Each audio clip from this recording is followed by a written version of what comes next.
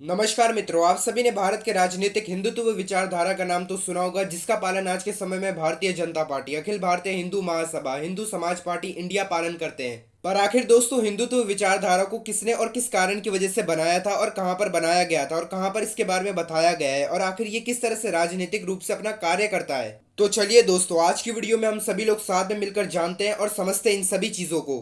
दोस्तों, हिंदुत्व विचारधारा को सबसे पहली बार 1922 को बताया गया था, जिस समय हमारा देश जो था वह ब्रिटिश हुकूमत के अधीन था। उसी समय दोस्तों रत्नागिरी के कारागार में हमारे भारत के सबसे महान स्वतंत्रता लड़ाकू में से एक श्री विनायक दामोदर सावरकर जी भी थे, जिन्होंने कारागार में रहते हुए एक पुस्तक लिखी थी और इस पुस्तक को दोस्तों 1923 में प्रकाशित किया गया था। और उस समय भी दोस्तों श्री विनायक दामोदर सावरकर जी जेल में थे भारत की स्वतंत्रता के लिए। इस पुस्तक का नाम था दोस्तों Hindutva, who is the Hindu, यानी कि हिंदू कौन है। इसी पुस्तक में दोस्तों सबसे पहली बार श्री विनायक दामोदर सावरकर जी ने सबसे पहली बार हिंदुत्व विचारधारा के बारे में बताया था। साथ में इसी पुस्तक में उन्होंने इसका पूर्णता अर्थ और मतलब भी समझाया है। उनके मुताबिक दोस्तों हिंदुत्व सभी भारतीय चीजों को एक साथ शामिल करने वाला शब्द है। श्री विनायक दामोदर सावरकर जी की परिभाषा में हिंदुत्व के 3 आवश्यक तत्व हैं। इनमें से सबसे पहला तत्व है दोस्तों साझा राष्ट्र, दूसरा तत्व है दोस्तों साझा नस्ल यानी कि जाति, और तीसरा और अंतिम तत्व है साझा संस्कृति या फिर सभ्यता। ये तीनों तत्व दोस्तों हिंदुत्व के नींव है, भौगोलिक, सांस्कृतिक और जाति अवधारणाओं के रूप में, और धर्म उनके समूह में नहीं था।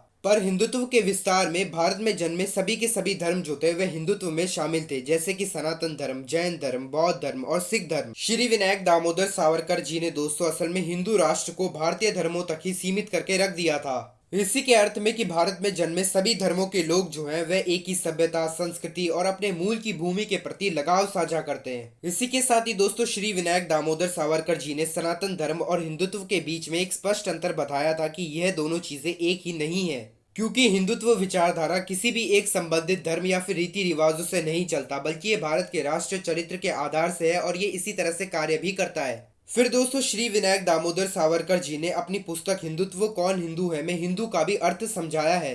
उन्होंने हिंदू का अर्थ समझाते हुए यह बताया है कि वह व्यक्ति जो कि भारतवर्ष की सिंधु से लेकर समुद्र तक फैले हुए इस भारत भूमि को अपनी पितृभूमि और पुण्य भूमि मानता हो, अर्थात अपने धर्म की पालन भूमि मानता हो, वह हिंदू है। दोस्तों श्री विनायक दामोदर सावरकर जी का सनातन धर्म धर्म के अभ्यास से परे एक अवधारण है। यह सनातनी परंपराओं और मूल्यों में निहित भारत की सांस्कृतिक, ऐतिहासिक और राष्ट्रीय पहचान को समाहित करता है। हिंदुत्व का पूरा कार्य असल में दोस्तों एक मजबूत हिंदू राष्ट्र का निर्माण करना है, और यही वह सिद्धांत है जो इस भूमि के रीति रिवाज और संस्कृति को एक साथ रखता है। फिर दोस्तों 1989 में इन सभी चीजों को देखते हुए भारतीय जनता पार्टी ने पालमपुर प्रस्ताव में आधिकारिक तौर पर हिंदुत्व को अपनी विचारधारा के रूप में अपनाया था। साथ में भारतीय जनता पार्टी का आज के समय में भी यही कहना है कि हिंदुत्व विचारधारा सांस्कृतिक राष्ट्रवाद और भारतीय राष्ट्रवाद की उसी अवधारणा का प्रतिनिधित्व करता है। पर क्या सच में दोस्तों राजनीति में हिंदुत्व के विचारधारा का परिणाम जो है वह अच्छा ही अच्छा होता है, या फिर इसके कुछ बुरे परिणाम भी हैं? क्योंकि 2014 से जब से ही भारत में एक हिंदुत्व विचारधारा रखने वाली राजनीतिक पार्टी यानी कि भारतीय जनता पार्टी शक्ति में आई है, तब से ही